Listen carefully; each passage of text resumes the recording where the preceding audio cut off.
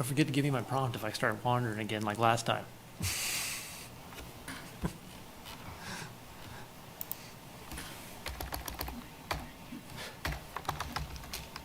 70-point font.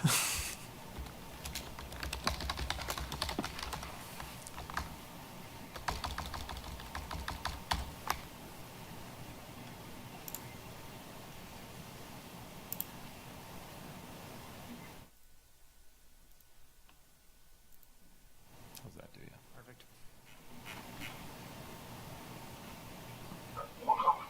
Welcome, everyone. It's Jim Carpenter, Chair of the Lawrence Douglas County Metropolitan Planning Commission. At this time, I'd like to welcome everybody to the April 22nd edition of our April Planning Commission meeting. At this time, we will reconvene the April meeting. And before we get down to business, I'll turn it over to Kyle Kobe, our staff facilitator that has to go through a couple of guidelines for those that are new to this process. Thank you, Mr. Commissioner. My name is Kyle Kobe, and I will be facilitating the Zoom video portion of the meeting. With me here is Jeff Crick, Planning Manager. He will work alongside Commissioner Carpenter, who is on remote video, to facilitate the meeting proceedings. Currently, I have everyone muted so that we can talk through the general ground rules for tonight's meeting. This meeting is being recorded and broadcast live on the city's YouTube channel and public access cable channel 25. During the meeting, please mute yourself by clicking on the microphone icon found in the lower left-hand corner of the Zoom menu next to the video icon. When you are muted, a red line will appear over the icon. This will make it easier for everyone to hear the meeting. Just remember to unmute if and when you want to speak. In the menu, you can also turn your camera on or off by clicking the video icon located next to the microphone icon. For the purposes of this public meeting, please keep your video on for the duration. If you are participating by phone, you can enter *6 to mute and unmute your phone. Somewhere on your Zoom screen, you will also see a choice to toggle between speaker and gallery view. Speaker view shows the active speaker. Gallery view tiles all the meeting participants. A few reminders to ensure that the provisions of the Kansas Open Meetings Act are met. Commissioners, you must state your name and title each time you speak. Members of city staff must also state their name and title each time they speak. I would also ask that applicants and members of the public identify themselves each time before they speak to ensure that everyone is able to follow along. Individuals who signed up in advance to provide public comments remotely will be called upon by name. When you are called on, please unmute your listening device and state your name before speaking. The chair will then call for in-person public comment for those who are physically present. Staff will direct you to the podium to speak while following social distancing and safety protocols. All motions will need to be stated clearly. After a motion is made and seconded, the chair will call on each commissioner individually to provide their vote. The chair will then need to announce whether the motion carried and the count of the vote. I want to again remind everyone to please mute yourself when you are not speaking. Now I'll turn the meeting back over to our chair. Jim Carpenter, Chair. Thank you, Kyle. Just have a few housekeeping items before we get down to the agenda. We already went through written communications and such for the month, but we have new agenda items for tonight. So I'd ask if any commissioners have any ex parte communications to reveal for any of the items on tonight's agenda.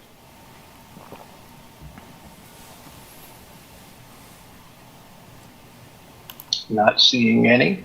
At this time, will any of the commissioners abstain from any of tonight's items? It's usually such a talkative group, but I'm getting nothing now. All right, that takes us to tonight's agenda item number 1. Consider a variance from section 2810E5I of the Subdivision Regulations for a minor subdivision located at 1445 Prairie Avenue to allow reduced right-of-way width for East 15th Street and Prairie Avenue for Belmont Edition number 2. I believe, Kyle, you are the staff. That is correct.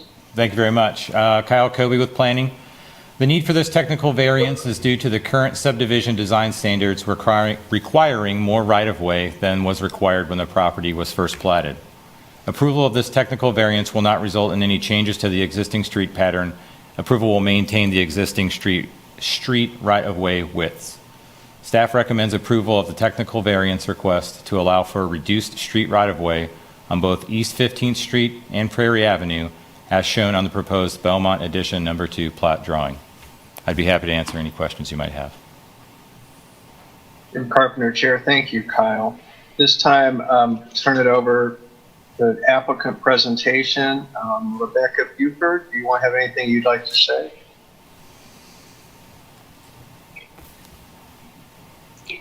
Thank you, Jim. I don't need to present anything unless anybody has any questions. I'll be on the line. All right, thank you, Rebecca. Just any other members of the public? Is anyone present in the city commission room to speak on any item tonight? Kyle Covey with Planning. There's nobody here right now. All right, thank you. And you'll let us know if somebody shows up. Yes. Kyle Covey with Planning. Yes, we will do that. All right. This time, I guess we'll bring it back to the commission since we have no members of the public signed up to speak on this and no members of the public present. So I'll open it up for any commission member to make any comments or ask any questions. Mr. Chair. Where are you? Sorry, Karen Willie, Planning Commissioner. Ah. I have a question for probably the applicant or Kyle, either one. And that is, so these are two newly constructed homes. And then now there's this minor subdivision to change or replat those two lots. And that's why we're looking at the right-of-way dedication. Can you explain why the process went in that order as opposed to why we weren't doing this before the homes were constructed, or how new are these? Jeff Crick, Planning Manager. It's a little out of sequence for the process to it. Typically what would occur is a plat would happen first and then the building permits would happen. The project has a little bit of a time constraint involved with some of the funding mechanisms that are involved with the affordable housing aspect of it. So it kind of got a little bit out of sequence, but the Commissioner is correct. Typically it would be first the plat and then on to building construction. But this would catch it up and get it back into a very similar sequence to what we would normally see for a building permit. So, Jeff, can I ask you to speak up also? This is Karen Willie, Planning Commissioner. When were the houses constructed? Are they finished or are they underway? To my knowledge, they actually have been given temporary certificates of occupancy, so they are getting very close to being occupied at this point in time if they haven't been already under that temporary item. Jim Carpenter, Chair. The last time I drove by, it appears that both residents are occupied at this time, the two newest ones. Ask Ms. Buford, is that correct? Are they both occupied now? Rebecca Buford with Tenants to Homeowners. Yes, they are. And I will say, I think it was just human error that it wasn't caught when we applied for the building permits. And this is just simply a very nuanced, kind of fixed the plat up versus something that is easily caught. And so we needed to repair it later, but we weren't told for months after we started building that this was an issue by the city. Thank you, Jim Carpenter, Chair. This is a question for staff. How does this variance for the right-of-way compare to other lots along the same section of road? Kyle Covey with Planning. This would maintain the existing street right-of-way widths that are present right now. So this would keep it comparable to all of the other lots, north, south, east, west. So Jim Carpenter, Chair. So what's happened here is because of a change in the regulations, there was a greater requirement for right-of-way than what existed prior to pulling the site plan and building permits for these two structures. Kyle Covey with Planning. Yeah, this comes about because at the time when it was originally platted, the required right-of-way widths were narrower than they are now, where if this was a brand new plat, the road wasn't there, the standards would say, as they're outlined in the memo that you have in front of you, that they would need to be wider. This would just allow for the existing street right-of-way widths as already platted to stay in place. Thank you, Kyle. Jim Carpenter, Chair. Any other commissioners have any questions or comments? Commissioner, Commissioner Sinclair. thank you, Mr. Chair. Was there a way that houses could be built on these lots in a way that wouldn't violate the setback as it currently is required? And I guess that'd be a question for the applicant or for staff. Kyle K. with planning. So the item that's on here for today isn't for the setbacks on the property as much as the right-of-way widths. The replatting will reconfigure the lots in such a way that it will be compliant with setback standards outlined in the Land Development Code. I don't know if does that answer your question, Commissioner? It sort of does. My question, though, is as I look at the review criteria, all three of which have to be met, as I understand it. The first one requires application of the regulations would create an unnecessary hardship. And as I read the applicant's justification for it, the hardship would be that the homes would be non-compliant if the variance wasn't given, and that'd be because they'd be in violation, I guess, of the setback requirements. Kyle Kobe with planning. Yeah, I think what they're getting at there is if we were to enforce the current standards that the subdivision regulations call for, we would need to move the lot lines on the exterior lot lines in to the point where it would that would create a nonconformity based on the setbacks, because those lots would have to move in 10 feet and 30 some feet respective to the frontages there. So if that were to be enforced and we were to widen the rights of way, that would then, the domino effect of that would then be that the existing structures would now be out of compliance with setback standards. Jeff Crick with Okay. planning. We also, when we checked with this street, we also confirmed with the city engineer that additional right-of-way would not be necessary in the future. David Cronin, the city engineer, responded to us and let us know that additional widths were not required for these streets. So we wanted to make sure of that one. But Kyle is exactly right. If the parcel line was to begin moving to the west, the setback line would also move to the west in a very incremental amount. So if it was 10 feet there, it would then change 10 feet more to the west, which would put the house into the 25-foot setback as required by the code. So that would be how it would move into a nonconformity status.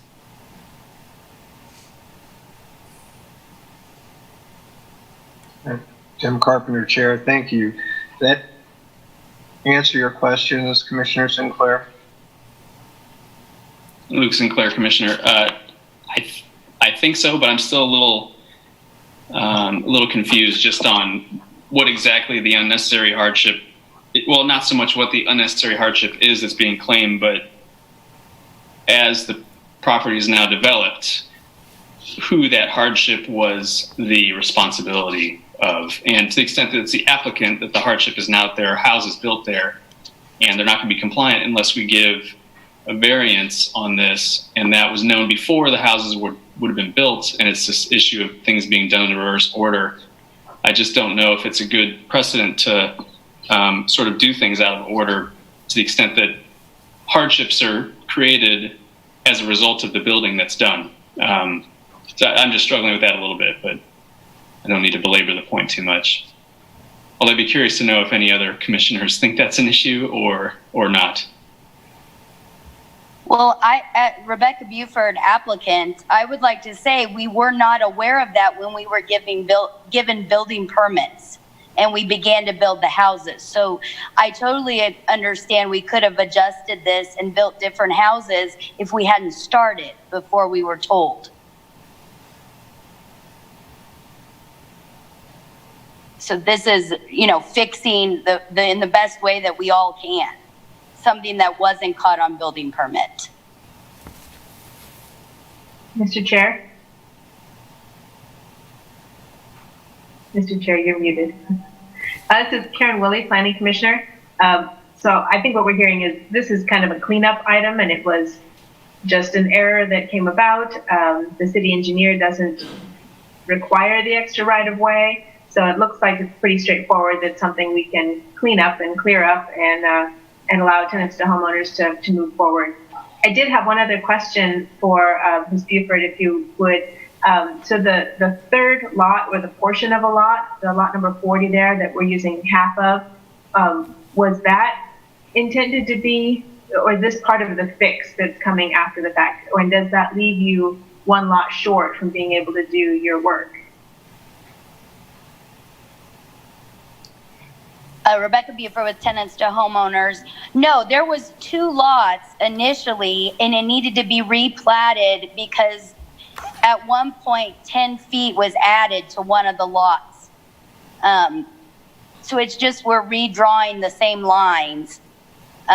In this case, we then, because we put these 2 houses and may try and do a third, but we would need a special use permit, we adjusted the middle line to accomplish that. But these, this was again a fix of being told that the lot lines needed to be replatted after we started building.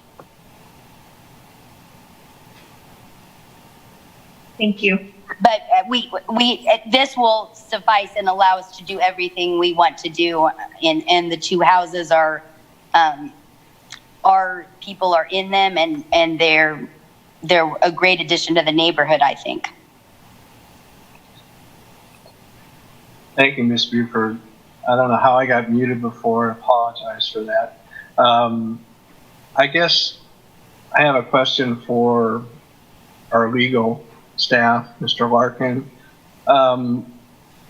If the city overlooks something like this and issues a building permit, does that have any impact on how variances are evaluated? Perhaps, typically city can't be stopped in these types of situations because basically it allows somebody who makes a mistake to change the law. If that makes sense. Basically this changes the code because a mistake was made. But if the applicant or the other person who's involved in it expends money, this might be a situation where the city could very well be stopped just because the harm is to the other party because they acted in good faith upon the building permit. The building permit was issued illegally. Typically, that doesn't create anything unless money's expended on the backside as a result of the issuance of the permit. So it could very well be a factor to take into consideration when looking at it on a variance. It may be a reasonable factor to consider in the standards. Thank you. Jim Carpenter, Chair. These are 2 structures, my memory serves me, that it was a major event when they began construction. It was Battle of the Builders. It was a large public event. It was be hard to overlook this. There's certainly no intent that I could see by tenants to homeowners to slip through something. I mean, I know I went over there that day to see this. And so this is one of those situations, I think that, there was an initial error that this was overlooked. The plat application that was in did not catch up with code changes, and it was not caught by city staff. Building permits were issued. I see no dirty hands on the part of the organization that expended funds, which I think we should consider as a factor, as pointed out by Mr. Larkin here. So I don't have a problem per se with the variance. I agree with Commissioner St. Clair that we don't want to set a precedent that we just issue variances to correct errors or somebody sliding through something through and asking for forgiveness after the fact.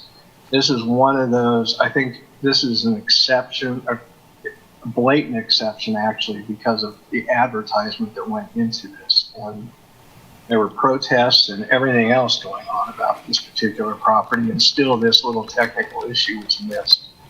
So I don't have a problem myself with the variance. Any other commissioners with any comments or questions? Oh, recognize Randy Larkin again. I would point out that in these types of cases, you need to look at it on a case-by-case basis, and there may be extenuating circumstances that would render this a different decision than faced with the exact same facts in another situation. So I don't know that we need to worry about it as setting any type of precedental value as we look at these on a case-by-case basis. I mean, we try to be fair. That's why we have 10 commissioners, and then there are appeals processes. But I think you can look at this on a case-by-case basis and look at the extenuating circumstances. And Carpenter Chair, thank you again, Randy. Again, back to any commissioners, any additional questions or comments? Any possible motion? Mr. Chair, I would make a motion. This is Commissioner Karen Willie. Willie, Planning Commissioner. I move that we approve the variance from section 20-810E5I of the Subdivision Regulations for a minor subdivision MS 20-51 located at 1445 Prairie Avenue to allow reduced right-of-way width for East 15th Street and Prairie Avenue for Belmont Addition Number 2, a minor subdivision replat of lots 41 and 42 in the east 10 feet of lot 40, block 2. Thank you, Jim Carpenter Chair. Thank you, Commissioner Willie. Do I have a second? I see Commissioner Sands indicating a second by an affirmative hand wave. Any other further discussion or questions by any commissioners before we take the vote? Seeing none, I'd ask Jeff if you would go ahead and call the roll for the voice vote. Jeff Crick, Planning Manager. Certainly. Commissioner Ashworth. Yes. Commissioner Butler. Yes. Commissioner Carpenter. Yes. Commissioner Carter. Yes. Commissioner Payton. Yes. Commissioner Sands.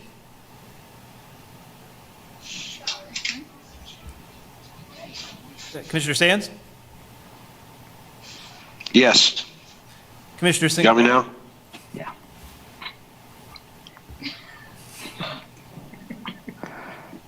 Could you hear me, Jeff? we got you on We that got one. it. Yes. Okay. Commissioner Sinclair. Yes. Commissioner Struckoff. Yes. Commissioner Weaver. Yes. Commissioner Willie. Yes. Motion passes 10-0. Thank you, Jeff. Jim Carpenter Chair. That concludes item number 1, which brings us to item number 2 on our agenda. Consider approving a text amendment to revise and update references from Horizon 2020 to Plan 2040 within the City of Lawrence Land Development Code. I believe the staff presentation is by Avery Corner. Avery, you got the floor. Yes, thank you. Good evening, Commissioners. This is Avery Kerner with the City and County Planning Office. The item before you this evening is the consideration of approval for a text amendment to revise and update references from Horizon 2020 to Plan 2040 within the City of Lawrence Land Development Code. This text amendment was initiated back in February. There were only about 10 instances in the Land Development Code where the comprehensive plan title needed to be revised and updated, and those instances are outlined in the report provided to you in your packet. Tonight, staff recommends that the Planning Commission approve text amendment TA-20-00001 to revise and update references from Horizon 2020 to Plan 2040 within the City of Lawrence Land Development Code. If approved tonight, this item can then be taken to City Commission for final approval. Jim Carpenter Chair, I have one question. Does it then also have to go to the County Commission, or is this only for, because it's a Lawrence Development Code, it's only to the City of Lawrence? Avery Kerner, City and County Planning Office. I believe it's only to the City Commission, but I'll refer to Jeff. Jeff Crick, Thanks. Planning Manager. This would only go to the City Commission because the Land Development Code only covers the City of Lawrence. The unincorporated portion of Douglas County is covered by a separate code that would have been caught up when we did the text amendment that Mary shepherded through a couple months back. Thank you, Jeff. This time there's no registered public comment for this item. Is that still correct, Kyle? Kyle Coby with Planning, that is correct. All right, at this time, I'd bring it back to the commission. Any commissioners have any questions, comments? before someone makes a motion? Commissioner Carter. Yeah, David Carter, Commissioner. I just have an obligatory question. Although Avery, I see the edits here. I'm just curious, are there any instances where the replacement changes in any way the context of what's being expressed? Or is it just a straight one-for-one swap out? For the Avery Kerner with the City and County Planning Office. For the most part, most of the revisions and updates were just a one-for-one swap. There were a few instances where the chapters that were referenced in the Land Development Code had to be updated so that they were referencing the correct chapters within the updated or the new comprehensive plan. Okay, thank you. Jim Carpenter, Chair. Any other questions or comments by any commissioners? Do we have a motion? Commissioner Struckle. I move that we approve text amendment TA 20 quintuple 01 to the Land Development Code and forward that to the City Commission with a recommendation for approval. Thank you, Jim Carpenter, Chair. We have a motion. I see a second by Commissioner Carter by an affirmative hand wave over Zoom. Is there any further discussion or questions by any commissioners before we take the roll call vote? Seeing none, I'll turn it over to you, Jeff, for a roll call vote. Jeff Crick, Planning Manager. Commissioner Ashworth? Yes. Commissioner Butler? Yes. Commissioner Carpenter? Yes. Commissioner Carter? Yes. Commissioner Payton? Yes. Commissioner Sands? Yes. Commissioner Sinclair? Yes. Commissioner Struckoff? Yes. Commissioner Weaver? Yes. Commissioner Willie? Yes. Motion passes 10-0. Thank you, everyone. Jim Carpenter, Chair. That takes us on to agenda item number 3. Consider approving an institutional development plan for the detention facilities used for Douglas County Jail located at 3601 East 25th Street. This is a SUP application. It looks like Becky Pepper is a staff for the presentation. Take it away, Becky. All right. Thank you very much. Good evening, Commissioners. My name is Becky Pepper, and I'm a planner with the Planning and Development Services Department. And as you mentioned, this application is for an institutional development plan for the Douglas County Jail, which is located at 3601 East 25th Street. Specifically, the proposed development is for the construction of approximately 13,000 square foot building addition that would be located on the southeast side of the existing building, and also 38 new off-street parking spaces. The subject property is zoned GPI, which is General Public and Institutional District, and it is approximately 20 acres in size. The item is before you tonight because the Land Development Code requires institutional development plans for proposed developments when they're located within the GPI zoning district. And when those GPI sites are over 10 acres in size, the institutional development plan is reviewed through the special use permit approval criteria. The property is located at the southeast corner of East 25th Street and Franklin Road, and as I mentioned, it's zoned GPI. The surrounding zonings include industrial zonings to the north and west. There are residential zonings to the east, and then there's county agricultural zoning to the south. And the area contains both a mixture of developed and vacant properties, which include the Lawrence Community Shelter to the west. There's a mini storage facility located to the north. There's agricultural land and a rural residence located to the south. And then the residentially zoned property that's located to the east is undeveloped. The subject property is included in the Southeast Area Plan, which was adopted in 2008. And the proposed building addition confirms with this plan, which specifically notes that the site was developed with expansion in mind and that the property would remain as a public facility. In addition, the original development plan, which was approved in 1997 for the existing detention facilities use, also showed a future addition similar in size and location to the proposed development. As mentioned, the proposal is for the expansion of an existing detention facility use by way of a building addition, the location of which would be greatly set back from the neighboring properties, and there are also stands of existing trees located on the site that would continue to provide adequate buffering. The full evaluation of the approval criteria for the findings of fact are provided in the staff report, and that evaluation showed that the proposed institutional development plan meets all the requirements of the Land Development Code, and that it does not adversely impact adjacent uses or neighboring properties, and that it will not significantly harm the natural environment. And so as such, staff recommends approval of the proposed institutional development plan for the Douglas County Jail, which is a detention facilities use, and forwarding a recommendation of approval to the City Commission. And with that, I will be happy to answer any questions. Thank you, Becky. Jim Carpenter, Chair. I see we did have one of the applicant team listed for tonight. Mr. Jensen, would you care to speak? No response. Jeff Crick, Planning Manager. Hold on. This is Matt Murphy for Trainer HL.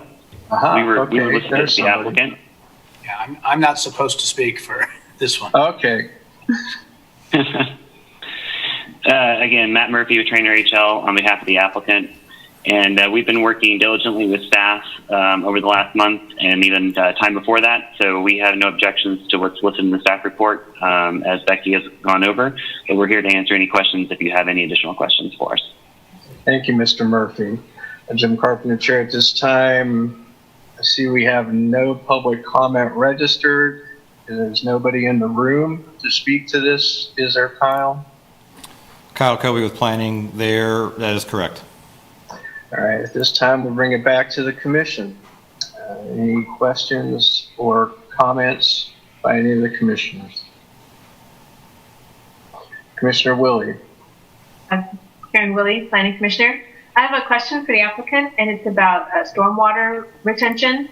It looks like there is a retention pond existing there. Because the site was expected to expand, is that sufficiently sized, or are there any changes proposed to stormwater runoff? Again, Matt Murphy with Trainer HL. Actually, the existing detention pond will remain as is currently placed on the site. We are doing some slight modifications to increase the capacity for the additional addition. So there will be no additional adverse effects, and adequate detention will be provided. Thank you. Jim Carpenter, Chair. Any additional questions by any commissioners?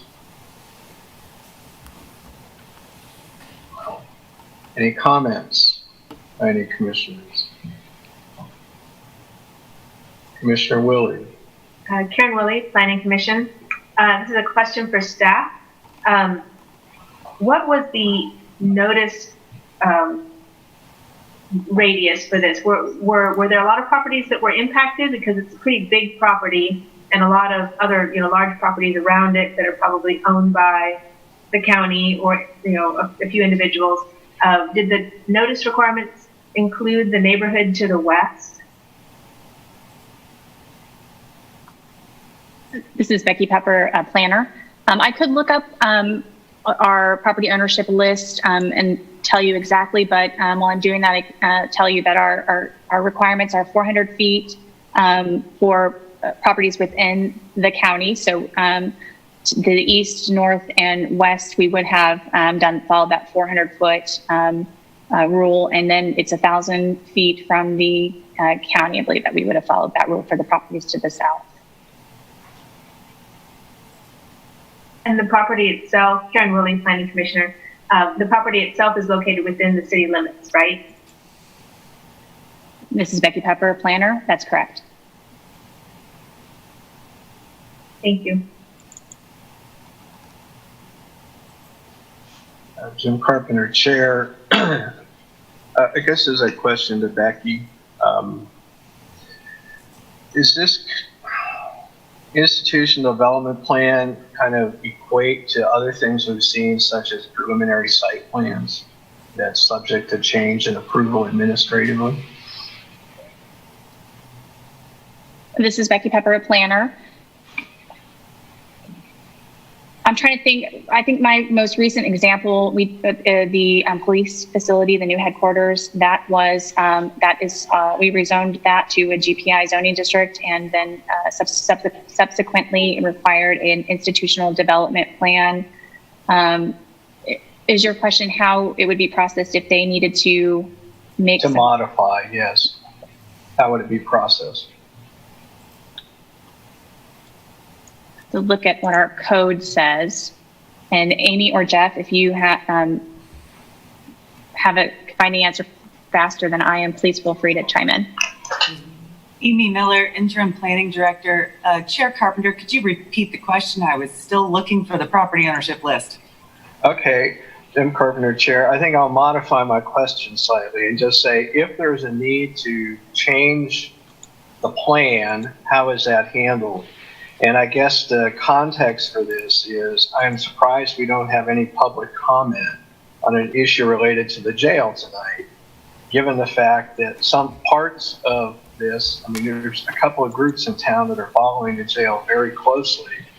And, there is currently a lawsuit against the county about the funding mechanism. So it's quite possible things are going to change. So I'm just wondering if things change after we deal with this specific land use item tonight, how would those changes be addressed and how would they be made?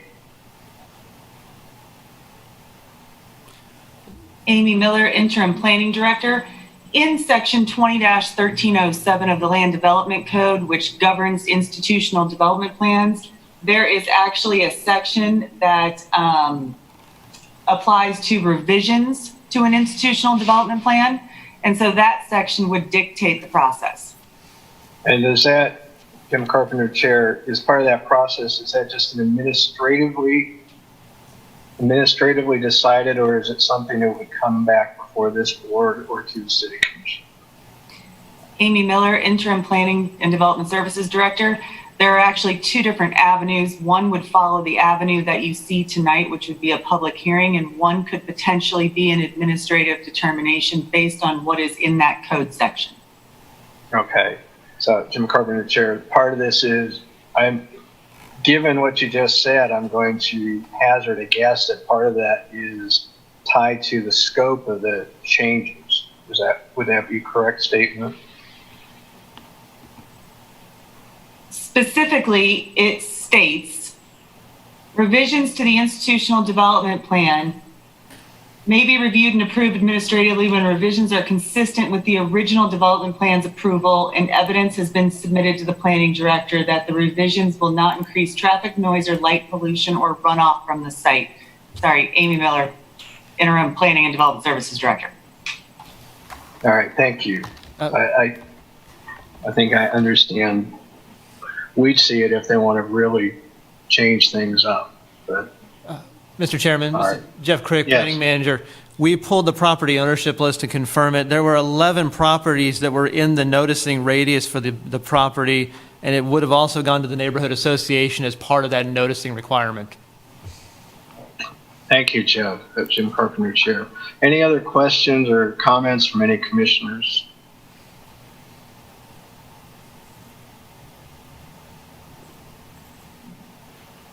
Yeah, I see none. Any motions? Commissioner Payden. Aaron Payden, Planning Commissioner. I move that we approve the Institutional Development Plan, SUP-20-00066, for the detention facilities use at 3601 East 25th Street, and forward the application to the City Commission with a recommendation for approval. Thank you, Commissioner Payden. Jim Carpenter, Chair. I have a motion. Do I have a second? First hand up was Commissioner Ashworth, so we have an affirmative hand wave for a second on the motion. Any further discussion by any commissioners on this item before we take the vote? Seeing none, turn it over to Jeff. If you call the roll. Jeff Crick, Planning Manager. Certainly. Commissioner Ashworth. Yes. Commissioner Butler. Yes. Commissioner Carpenter. Yes. Commissioner Carter. Yes. Commissioner Payden. Yes. Commissioner Sands?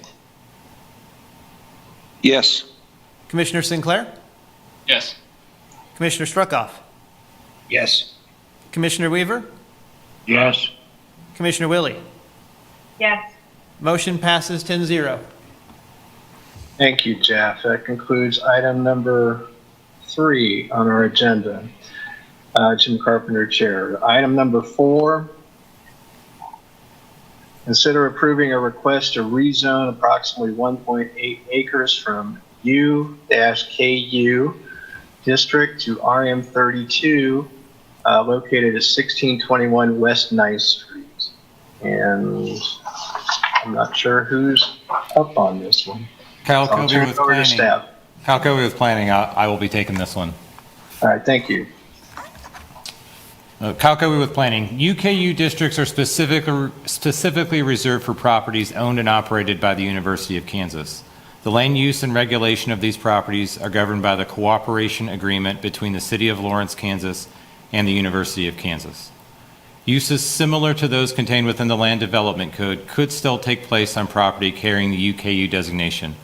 For example, if the university were to retain ownership of the property and wanted to build a new dormitory there, that process would take place independent of the Land Development Code. Where the Land Development Code would classify such use as a dormitory and prescribe certain application and review processes, such as a site plan, UKU designated properties would facilitate those same projects through different codes, standards, and processes. If any property currently carrying the UKU designation is sold to a private person or entity, then the cooperation agreement will no longer be applicable on that property. Therefore, the sale of the property would trigger the need to establish a zoning district contained within the Land Development Code and subject the property to all other applicable standards and regulations for the City of Lawrence. The application before you proposes to rezone the property to RM32 Multi-Dwelling Residential District. The RM32 district would permit multi-dwelling structure uses, among others, per Section 20-402 of the Land Development Code. Concept plans for a multi-dwelling structure were provided in the application materials and are available on pages 10 through 16 of the agenda packet for this item. This application pertains specifically and exclusively to the request to rezone the property. If approved, any and all other application and review standards would be required before construction takes place on the site. Both a major site plan and major subdivision application will be necessary for any proposed development or redevelopment on the property. Staff recommends approval of the request to rezone approximately 1.8 acres from UKU Kansas University District to RM32 Multi-Dwelling Residential District based on the findings presented in the staff report and forwarding it to the City Commission with a recommendation for approval. I would be happy to answer any questions you might have, and I can see that the applicant is here as well. Thank you, Kyle. Jim Carpenter, Chair. At this time, the applicant care to comment? You, Mr. Warner? Yes. Good evening, Paul Warner Architects. Thanks, Kyle, for a good report. We're very pleased with it. I appreciate all staff's input on how quickly this came about. This is a little unique in that the zoning has to change if it's to be sold. KU's been trying to sell the building for quite some time. So it must be rezoned to something else, as Kyle mentioned. And looking through the staff report, all of the maps, the densities, the surrounding areas, clearly RM32 makes a great deal of sense. Throughout the entire report, all of the goals meet all of these criteria for RM32. One of the key points is this being in Tier 1 of Plan 2040, which a lot of people have spent a lot of time just creating. It would seem that we should certainly be following that plan. The other key word is infill.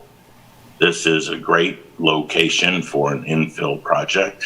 We're very excited about it and think that it proves the whole point about how infill and redeveloping properties without expanding our boundaries. 9th Street is a major corridor. It's got great bus transportation, bicycles, walking to KU. All of those things just seem like this is a prime location for an infill project. I have read the 3 letters you received from the neighbors. We certainly understand their concerns, but also think all of those items are items to be addressed in the site plan process. Kyle mentioned part of this property is not even platted, so we have a preliminary plat, a final plat, the site plan process. There's a lot of things that have to happen, but the owners really are looking forward to some progress on the zoning so we know how to proceed. But the items the neighbors mentioned, for instance, access, obviously we see all our access coming off 9th Street. We may need a secondary short access off Avalon. A good portion for Avalon, we see no cut-through traffic. I'm not sure where they would be going. We would see more people on Avalon heading to 9th Street. But items like the traffic access, green space, buffer yards, height of buildings, all of those items will be addressed in the site plan process, which we look forward to getting started fairly soon. So we look forward for your support. We think RM32 makes perfect sense when you look at the area, and we look forward to keep moving. So happy to answer any questions. Thank you. Thank you, Mr. Warner. Jim Carpenter, Chair. We have one member of the public that signed up to speak on this. Mr. Hilton, would you like to speak? I would like to speak. Thank you. I would have to remind you, you have supposedly limited to 3 minutes. There's a clock up in one of these. I'm sure somebody will remind you, but it looks like you're not quite done. Don't carry on. I'll let you finish. But please, if you get warned that we're at 3 minutes and you don't have a question or something to you, just kind of keep that in mind. Thank you so much. I hope that the commissioners have had the opportunity to read my letter. I'm a 30-year resident. We live less than a block from the property, and according, we're just 30-year residents who lived the location, and I grew up in Lawrence, and I remember the property as Centron Movie Productions, and then as Old Father Studios. It was a very generous donation to the University of Kansas by Charlie and Tenzie Old Father, and we opposed the zoning change in principle for 3 reasons. Primarily, the RM32 benefits developers and the University of Kansas at the expense of homeowners and the residents and our neighborhood.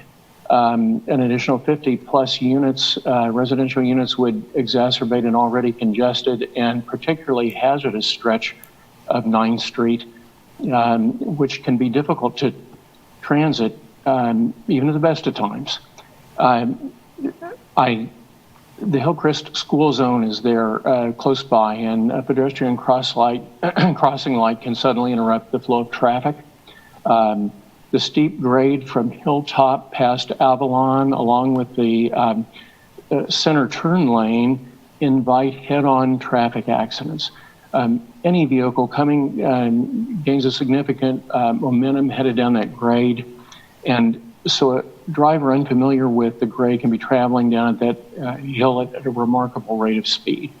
For example, if a resident of the Village Square Apartments is coming down 9th Street and I decide to turn left, potential head-on collision involving a dozen vehicles. I also requested any information from Kyle about the statistics to buttress my observations. Haven't gotten any so far, but I'll continue to try to do that during this process. But commissioners, just drive that stretch of road at rush hour sometime and try to turn left onto Avalon Road and imagine heavy construction vehicles turning at that intersection thousands of times. There are already 3 apartment complexes in the immediate area. It's going to create, obviously, another layer of traffic up and down Avalon. It's going to degrade a very mature neighborhood And honestly, it's Earth Day. We could use some green space there. The university, to me, the university and the city have a unique opportunity here to turn this into a park, and with a bunch of private land that's probably available through the Sigma Nu Corporation for upgrades. And it would make a beautiful, beautiful green space. Thank you, Mr. Hilton. Thank you. That time, but I'm sure there are probably going to be some questions to you, so don't Certainly. go anywhere, okay? All right, any other members of the public? No one's present still in the city commission room, I take it. Is that correct? Kyle Kobe with planning, that is correct. All right, thank you. At this time, we'll bring it back to the commission. Jim Carpenter, chair. This is tedious to try to remember that. Try to do better. Start out, any questions or comments from any commissioners, to staff, applicant, or Mr. Hilton? Commissioner Wilby. Karen Willie, Planning Commissioner. Should we give the applicant a chance to respond to the public comment? Well, yeah, we should do that. Mr. Werner, I forgot that step. We're in a new world Paul here, Werner, and I'm Paul- not quite familiar with it yet. I'm getting too familiar with it. Paul Werner Architects. Again, we understand their concerns. The one semi-surprising is the realignment of 9th Street, for instance. I think the city engineering department along traffic has, it does have a center turn lane now as opposed to 4 lanes to solve many of the problems that I think the gentleman just mentioned. The center turn lane actually helps turning vehicles, left turns, right turns, and gives them a place to pull off. But again, all of these items we feel will really be addressed thoroughly in the site plan process when we have to produce traffic studies. We know our unit mix, and we can produce the other documents that are required for a site plan and that ultimate approval. But we are aware. We don't get to make those certain decisions of like KU donating this to make it a park. Certainly, they didn't ask us about that. But we think RM32 is the right answer at this time, and we want the opportunity to address these other items as we go forward with the site plan. But happy to answer any specific questions of the commissioners. All right, thank you, Mr. Werner. Jim Carpenter, chair. At this time, I'll bring it back to the commission. Any questions or comments? Commissioner Willie. Karen Willie, Planning Commissioner. I'd like to follow up with staff about the traffic issue. I know generally we don't see traffic counts, traffic studies until we're further along in the process, but because we're kind of with this rezoning, locking in the opportunity to have quite a few dwelling units added to this property, is that something that the city engineer, traffic engineer has looked at all? Do we have any information to weigh in on that? Kyle Kobe with planning. That's something that we would typically handle, as you said, through a traffic impact study that we would do simultaneous with the major site plan and the platting process. So that's where we would anticipate getting that kind of data. And that would be the time when we would know, what the impact of the proposed development is. At this time, we don't really have any way of gauging what the potential development would be because we don't have data to go off of. But the city engineer would be heavily involved in reviewing those application materials that we would need for those processes. Can I follow up, Mr. Chair? Sure. Karen Willie, Planning Commissioner. So if we were to approve a rezoning for RM32, but at the site planning portion, then it would look like that many dwelling units would impact the traffic poorly. I don't want to give the applicant a kind of a false sense of yes, this will happen in this kind of density, and then turn around and say once we have more data that it may not support that at all. So I'm just curious. I do know that area, that intersection pretty well. It does have some unique characteristics to it. Jeff Crick, planning manager. The zoning kind of gives you a prescribed maximum amount. So it could come in under that when they start doing the evaluations for the site design, the parking counts, those other different aspects to it. So the zoning allows for a maximum of up to a certain point of an acre, 32 per acre. So as the designs go on and the input comes in, that could change down. And typically what you will tend to see is a lot of projects will ask for a higher density than what they're actually going to have and operate at, because that kind of fits within the category. You can't exceed the density, but you need to be above the other one. We were looking at some other aspects of this one, and typically when you would run into those traffic counts that are going to be completely driven by the site itself on how it's laid out, but also the amount of units that you have. And at this stage, and Paul can correct me if I'm wrong here, but the design is not finalized to a point where they could even begin to kind of run some of those numbers without some assumptions on how much land and units would be in there. So we can make a guess at it, but it would probably not be as accurate as it would be as we got closer to the site planning process. Thank you. No, Carpenter Chair. Any other questions? Any commissioners? Commissioner Carter. Yeah, thanks, Mr. Chair. David Carter, Commissioner. I have a question for Mr. Werner. According to the concept drawings that come along with the submission, it looks like you're planning a complete demolition of the existing structure. Is that right? That is correct. So I'm curious, as a follow-up, has any thought been given to adaptive reuse of the existing structure? Not really, and not by our team. There's several on it, and we believe that's probably one of the major reasons KU wants to sell it. It is fairly deteriorated. The retaining wall on the west side that the building's built into the ground has failed. To be fair, I have not been in it. There's a lot of people who don't want to go in it. There's a substantial amount of asbestos to be removed, as well as we think the structural reports show that the west wall is failing. They did try to auction off this property. They did not receive very many bids. They've been trying to sell it for a long time. Maybe somebody out there is interested in that type of a project, but the guys I'm working for are not at this stage. Okay, thank you. Mr. Chair, could I just make I'll have a comment later, but I'll cede my time for now. All right, Jim Carpenter. Commissioner Payton, I saw your hand pop up. Planning Commissioner. So you said they did not receive very many bids, but they did receive some?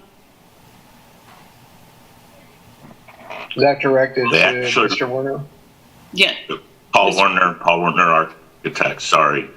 They did actually receive one bid the first go around, and then KU did not accept it, and they went on, I believe, to list the property, and then went and approached many people individually to try to find a buyer at a higher price, and that's where we wound up today. I have a confession. I didn't really think about this before, but I have a little tiny emotional stake in this building. My husband's step-grandfather, his stepmom's father, is actually Russell Mosser, who founded Centron Studios. So I'm looking at this and I'm going, okay, this is kind of hard, but I don't know that is the RM32 I see with our plan and everything that's been mentioned, how it makes sense, especially all things considered. And I had heard that there were people interested in preserving that building, but it just doesn't sound like anyone is willing to step forward in any serious kind of way, from what I can tell. But then the question is why. I mean, without knowing anything about what KU didn't accept and why, I feel like, as Mr. Kobe discussed, this is if KU wanted to put a dorm there, they could. So I can see that and appreciate that.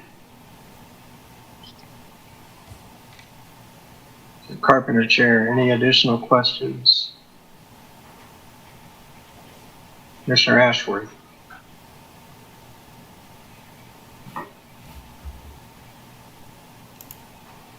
I lost you there for a minute. Everything just went blank. So I just want to echo Commissioner Willie's comments about traffic. I know that's going to come later on, but I just wanted to register my concern about traffic in that area with an RM 32. And I hope that'll be a major part of going forward from this. And Carpenter, Commissioner Sands. Probably a question for staff. At RM32, I think I heard it, but I may have missed it. What would be the maximum amount of dwelling units allowable for that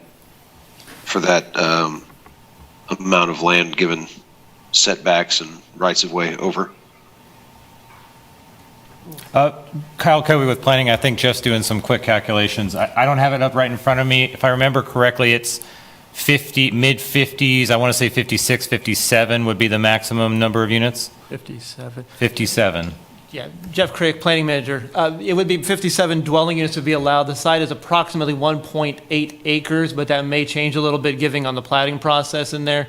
The setbacks and other things would not impact the maximum dwelling unit potential out of that item, because that would just be an assumed aspect to it. Rob Sands, Planning Commissioner. Thank you. And for the record, Kyle, all of Jeff's calculations are quick. Over. Jim Carpenter, Chair. I guess this question is for staff. If this project proceeds,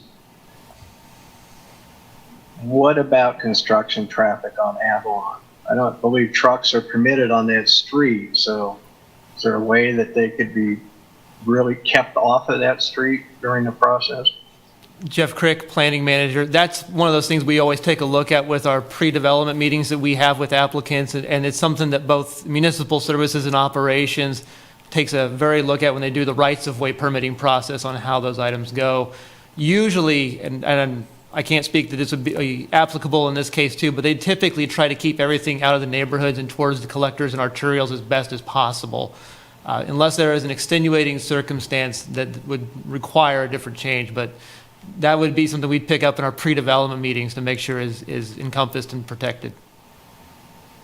Okay, Jim Carpenter, Chair. I guess just kind of a comment. Oh, I guess a question to Mr. Warner first. You mentioned some type of access onto Avalon. Preliminarily, what are you looking at as what type of access would take place from this property onto Avalon? We foresee seeing needing a possible fire access road. Our fire department's been much more diligent about their access and their ability to get around a building these days. So we think they're going to want a second access point, not just off of 9th. But obviously, to your point, even about construction traffic, looking at where Avalon goes, I just don't see any benefit from traffic heading that way. It just really seems that they would want to stay on 9th Street and go east or west. But we see a fire access lane and maybe some minor parking or a second exit, but we really see gearing the entrance to this project, for the lack of a better word, and the primary access straight to 9th Street, where the turn lane still exists. I think as you head up the hill, the turn lane starts to disappear. So that's what we see in our initial guess. Jim Carpenter, Chair. Also, I might mention. Go ahead. Why I've got you, Paul Warner Architects. Sorry, keep forgetting to mention. Quick Trip is making progress at the intersection of 9th and Iowa. We worked with them preliminarily a while ago on what those intersection improvements may mean. So I would anticipate that, somewhere in the short future that the intersection at 9th and Iowa may operate better than it does today, which would help everybody along 9th Street as well. So we'll keep an eye out for the. Okay, that was exactly what I was going to bring up. How was the intersection improvements at 9th and Iowa going to fit into what's happening down the hill. When we first moved to Lawrence, we lived on Avalon for a year and a half. So I'm very familiar on before turn lanes, on trying to turn left on that in the winter when you stop and you start to slide backwards before you can make the turn. There are some hazards associated with that hill, especially in the winter before the roads are adequately treated. I'm just wondering if as part of the site plan, I know we aren't going to be discussing or voting on anything like this tonight, that any of that access that's possible onto Avalon, if it does turn into a way for residents to leave, if it could be a right turn only, forcing them on the 9th Street. Because I could see them using that to get up to parking on campus. That would be the only reason going up Avalon, would be to get to alternate parking sites to go to classes up on campus someplace. But if it could be forced on the 9th Street and go around, that could help the residents, just as a thought in going down to the site plan stage. So that said, any other questions or comments from any of the commissioners? Commissioner Carter. Yeah, David Carter, Commissioner. I think enough has been said about traffic. I mean, I live in the vicinity. I'm really sensitive to Mr. Hiltman's concerns and also what you've said, Mr. Chair. I don't object in principle to the rezoning. I actually ran across this property in a history book on industrial film, which featured Centron. And apparently when the building was constructed in 1954, the zoning had to be changed from residential to commercial in order to allow the construction. So, I mean, it has a history of being intended as a residential use, at least according to that one source. My concern is really about the structure itself and its significance in the history of Lawrence. Like Commissioner Payton said, this was the headquarters of Centron Films, which was a really influential institution in Lawrence in the 20th century.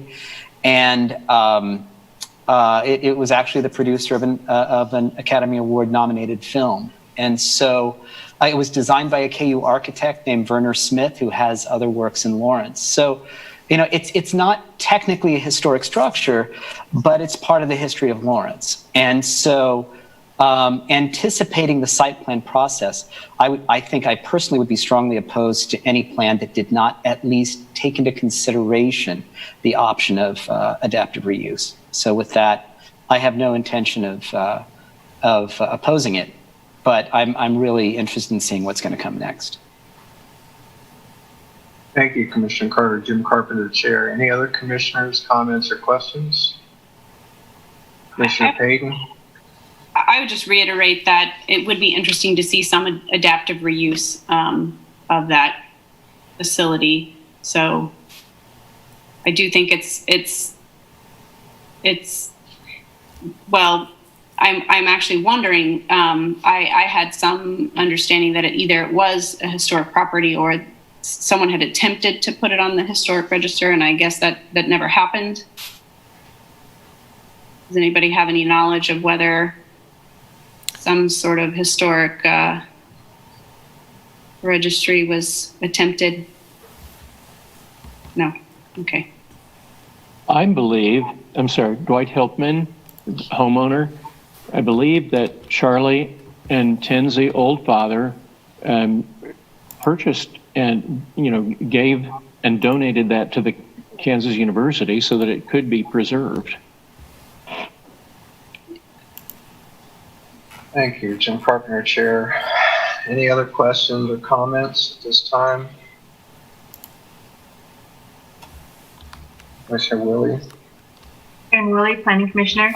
It's kind of a unique rezoning in that because KU is selling it and under any other ownership, it has to be rezoned. So I don't know that we have the option to say no to it, but it might be worth looking at. And I've as I've looked through neighboring properties, everything, nearly to the east and west adjacent to that property are really high density properties already. usually we look at that to kind of determine what density might be appropriate there. I'm fairly comfortable with the RM32, knowing that we get to discuss traffic and stormwater and access and all these things later in the site plan process. But I was just curious if anybody else has looked at that, any other commissioners have looked at that and see a different zoning category that might be a better fit for that. Jim Carpenter, Chair. Any other commissioners have a response to Commissioner Woodland?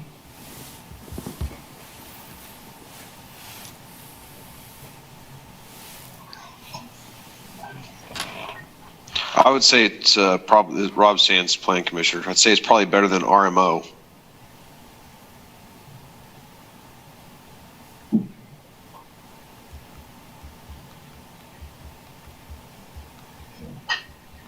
Carpenter, Chair. As been pointed out, a lot of this complies with what we have recently adopted in Plan 2040 for multiple reasons. I'm not completely thrilled with adding another apartment building on that, at the end of that residential street. So, but in weighing all those options, I think I'm coming down on the grant of zoning and relying on the site plan process to design this to try to minimize the traffic impact on that residential street, which is not the best way for people to travel anyway. But I do understand the need for a secondary fire access point. And I'm not sure how you keep other people from using a fire access point. But perhaps it's how you can get in and out, which is why I asked to maybe look at a right turn only onto Avalon to force traffic onto 9th Street. So that said, I think I'm supportive of this just because it meets most of the criteria that we've discussed so much and have recently adopted. But I hope that through the rest of the process that we can minimize those impacts on that residential street. Also, I am question to staff is what type of notice during the site planning process, which I assume is going to be mostly administrative, or is some part of this going to come back to us with a preliminary plan or such? I'm not sure what process we're actually looking at. Jeff Crick, Planning Manager. The notice on the project for the major site plan would be 400 feet that would be sent out from around the property there. The major site plan is an administrative review, so that would stay with staff. Planning Commission would end up seeing the preliminary plat as part of its process. And Jim Carpenter, Chair, the preliminary plat, that would have public notice also? Jeff Crick, Planning Manager, correct, it would. All right, so there are several opportunities coming up down the road if this project proceeds that we can get additional input from the neighbors that can help fine-tune this to minimize impacts. Is that correct, Jeff? Jeff Crick, Planning Manager, that's correct.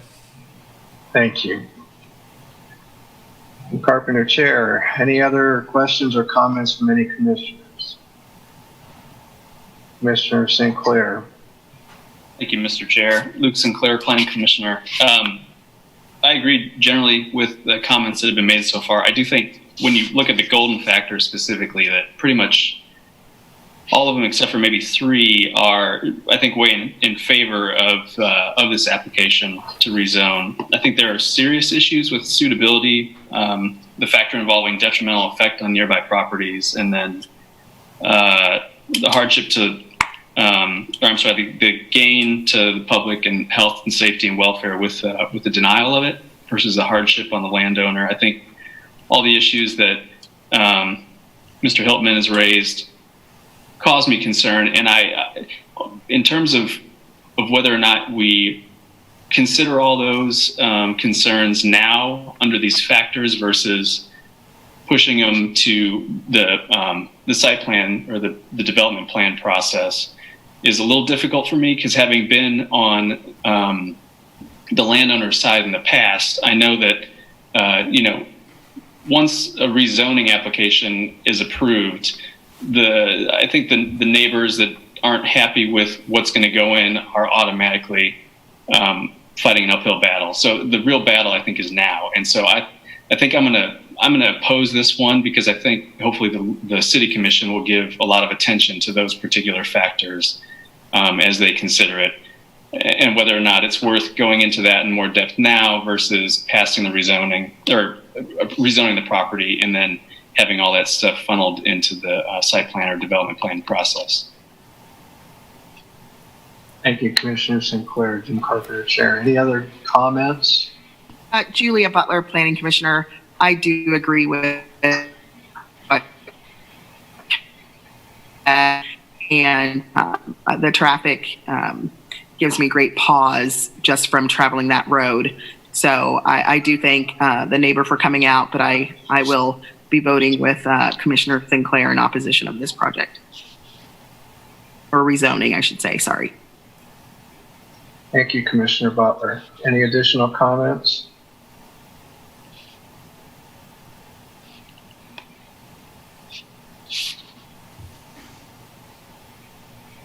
Commissioner Willie.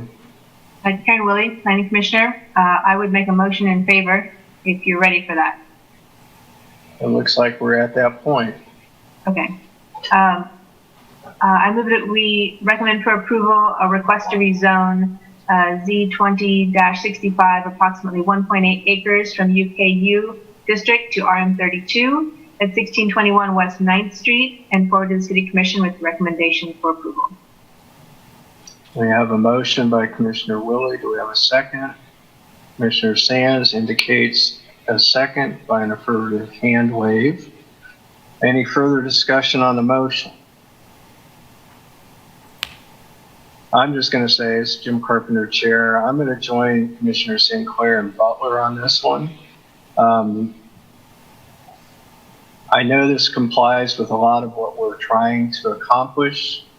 I do have concerns about some of these issues, and I am going to vote in opposition just to send that message that I would hope that as the City Commission considers this, that they consider imposing some conditions or requirements should they ultimately approve the zoning to alleviate the concerns of traffic in that neighborhood.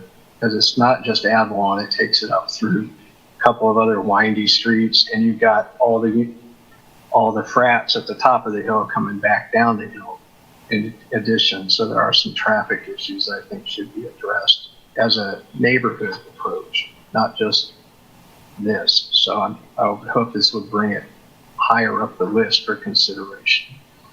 So any other comments before we take the vote? Commissioner Willie. I just want to say I'm really comfortable when we give a split vote on something like this, because I think it helps the City Commission, read our minutes, watch our fun Zoom meeting, and see the things that we had concerns with, because I think there are some more discussion factors here. Thank you, Commissioner Willie. Any additional comments? Seeing none, Jeff, if you would call the roll vote. Jeff Crick, Planning Manager. Certainly. Commissioner Ashworth. Yes. Commissioner Butler. No. Commissioner Carpenter. No. Commissioner Carter. Yes. Commissioner Payton. No. Commissioner Sands. Yes. Commissioner Sinclair. No. Commissioner Struckoff.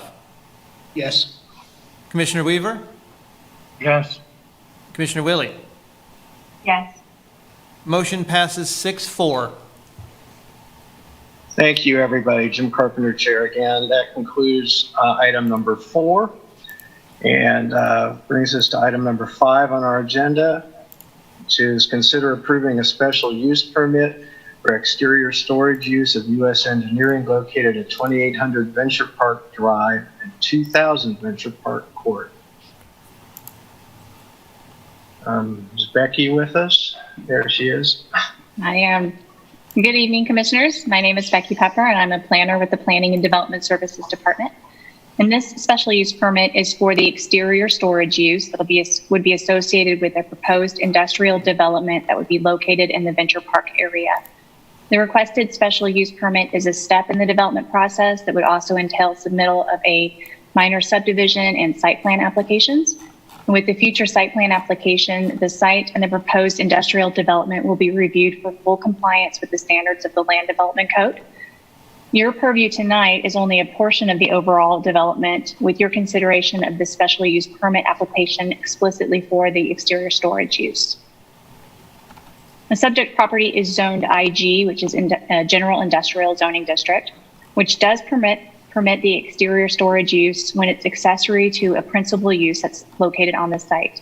However, the code also says that when the exterior storage is larger than 50% of the floor area of the associated principal use, it's allowed with approval of a special use permit.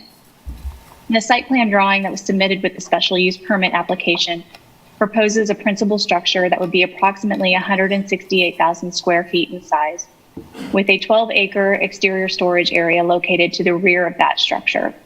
The exterior storage area would be surfaced with compacted gravel, which is permitted in the IG zoning district, and it would be enclosed within an 8-foot tall fence. The purpose of the special use permit is to accommodate a specific use, which again in this case is the exterior storage use, and to ensure that that use is compatible with the other uses in the area. A full review of the special use permit review criteria is provided in the staff report. And through that review, staff found that the exterior storage request is compliant with the applicable requirements of the Land Development Code and with the Community Design Manual. The subject property is located within the Venture Park area. It is surrounded mostly by industrial zoning, and as such, the area is anticipated to be developed with industrial land uses. In addition, the natural terrain and the vegetation in the area provide some screening for the exterior storage from the surrounding area. So given this, the exterior storage use is not anticipated to adversely impact the adjacent uses or the neighboring properties and was found to be compatible with the area. In addition to the staff report, staff also provided a memo recommending that a condition be added to the original recommendation of approval. And this condition is a bit different than other conditions that you may be more familiar with, where, for example, conditions may be adding some restrictions to a use or requiring that something be completed prior to approval. That's not the case here because the staff report shown that the request meets the review criteria. Rather, in this case, the condition is concerning a possible expansion of the exterior storage area in the future and what that development approval process would entail. The Land Development Code does allow the planning director to approve minor changes administratively, and while an expansion of the area would be considered a modification to the approved use, it may not meet the definition of a minor change, depending on the size of a proposed future expansion. So with that in mind, and with the industrial park area being well suited for the exterior storage use, staff recommends that the future expansion be reviewed through a standard or a major site plan application process. The site plan process would still allow an opportunity to review the proposal for any potential impacts and identify ways to mitigate those impacts. In addition, a standard and a major site plan application would require public notification, which would include mailed letters to the property owners within 400 feet and posting signs on the property. The reason for applying the condition to this special use permit is so that the development approval process would be clearly outlined in the event that the expansion of the exterior storage area is warranted in the future. So based on the findings of fact presented in the staff report and the information provided in the staff memo, staff recommends that staff recommends approval and that you forward a recommendation of approval to the City Commission with the recommended condition that any potential future expansion of the exterior storage area be subject to approval of a standard or major site plan application. The applicant is here in attendance, and I'm also happy to answer any questions. Thank you. Thank you, Becky. Jim Carpenter, Chair. Would the applicant care to speak to this project?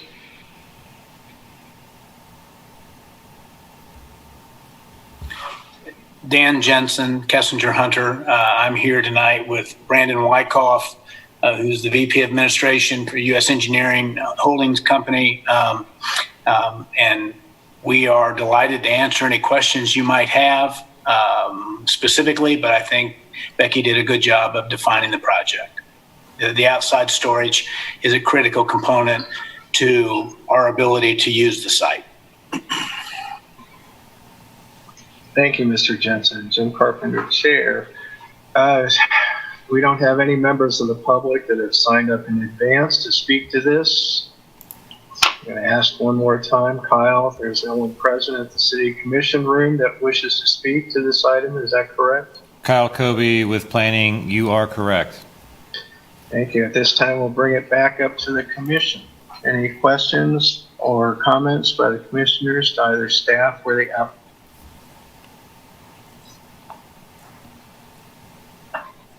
Commissioner Willie.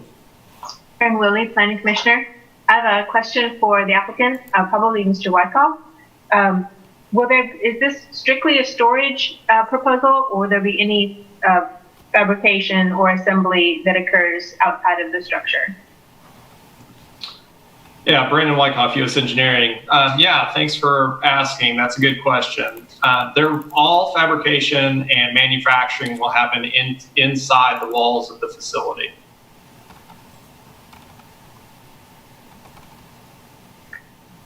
Follow-up question, Karen Willie, Planning Commissioner, from Mr. Wyckoff. So will these be the finished product that's being stored prior to transportation, or will these be things that occur that help you with the fabrication, or what is the intended storage? Yeah, Brandon Wyckoff, U.S. Engineering. Yeah, the majority of what will be in the outdoor storage will be inside transportation trailers. That will be finished product. That's not to say that we won't potentially store some supply chain commodities also in that type of storage arrangement as it prepares to run into the plant to then become future finished product. Mr. Chair, may I ask one more question? Of course you may. Karen Willie, Planning Commissioner. So in our staff report, we have a red outline of the 12 acres proposed for exterior storage. Is that also where the fence would go, or will the fence the entire rest of the property and just use those 12 acres for the moment? Yeah, Brandon Wyckoff, U.S. Engineering. Yeah, the intent is day one, when we open the facility, the fence would be around the proposed 12 acres. Thank you. Thank you, Jim Carpenter, Chair. Any additional questions by any commissioners?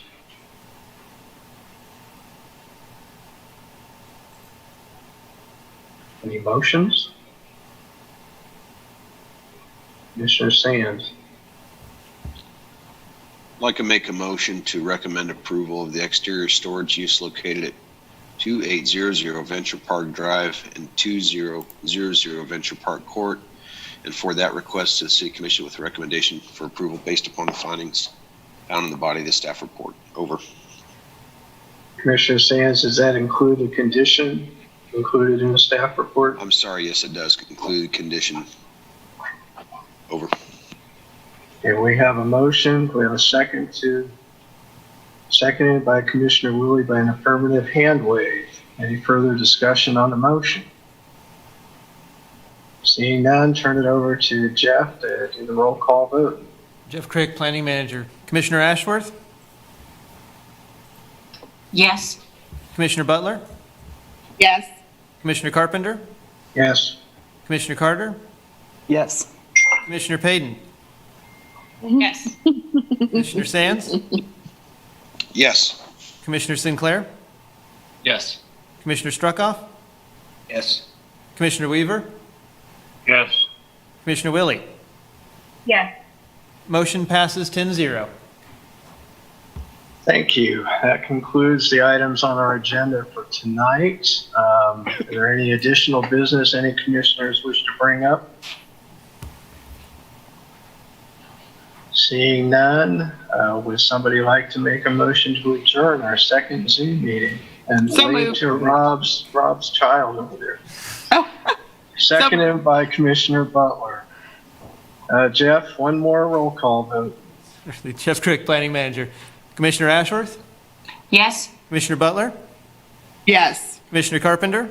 Yes. Commissioner Carter, Yes. Commissioner Payton, Yes. Commissioner Sands, Yes. Commissioner Sinclair, Yes.